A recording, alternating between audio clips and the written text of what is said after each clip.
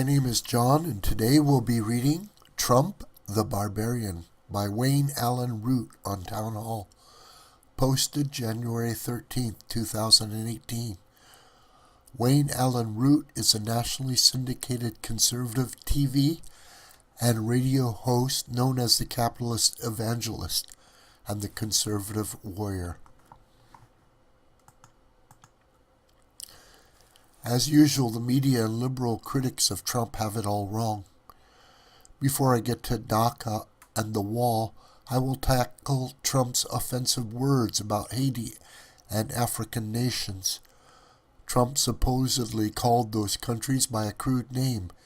He certainly could have chosen his words more carefully, but who cares? He told the raw truth. As usual, he was right on the money.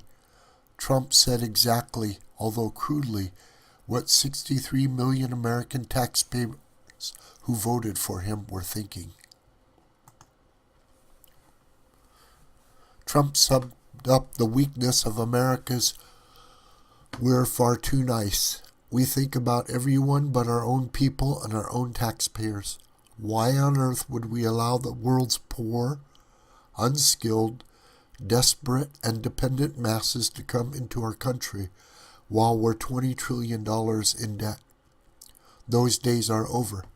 It's time to be picky and choosy. We don't have enough jobs for middle-class Americans.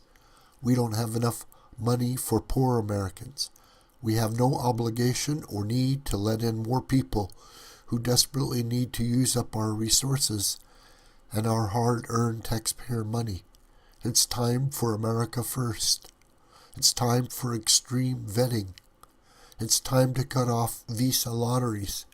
It's time to let in skilled craftsmen from Norway and business owners from China and doctors from Israel. We aren't running a charity, we're running a country. As usual, Trump told the raw truth. Yes, he offended some people. So what? We elected him because he's a bull in a china shop. We elected him because he's a warrior. Call him Trump the Barbarian.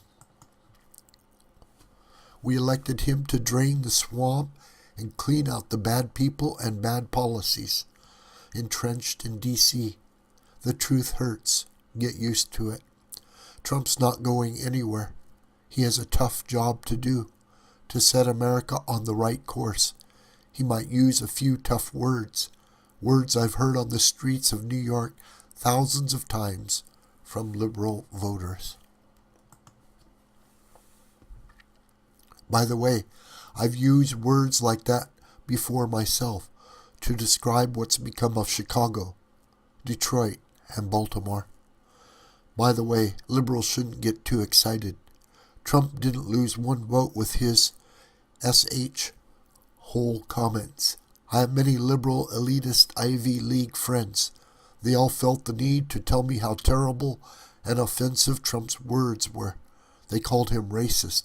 Guess what? None of them was ever voting for Trump anyway. But all my middle class, working class, and small business pals and fans have weighed in. They said, "Bravo! Finally, someone in power talks like we do, says what we'd say. Let it fly. It don't sugarcoat the truth.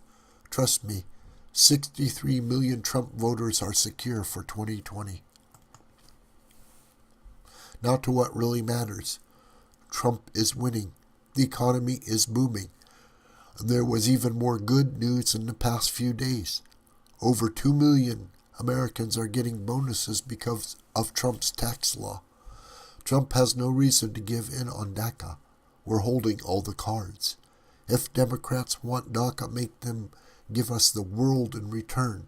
We have no reason to give in unless we get everything on our wish list. Democrats are the ones who want DACA so badly.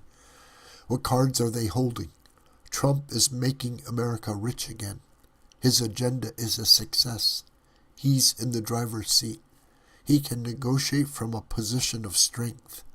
The 63 million Americans who voted for Trump don't want DACA. Why would we give in return for nothing? Here's the list, plain and simple.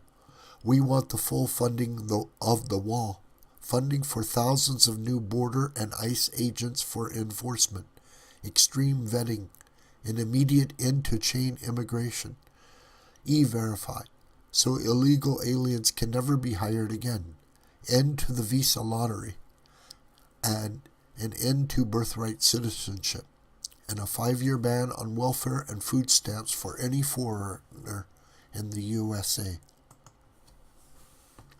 That's called negotiation. We do not want DACA. We have no reason to give in on DACA. We won the election, remember?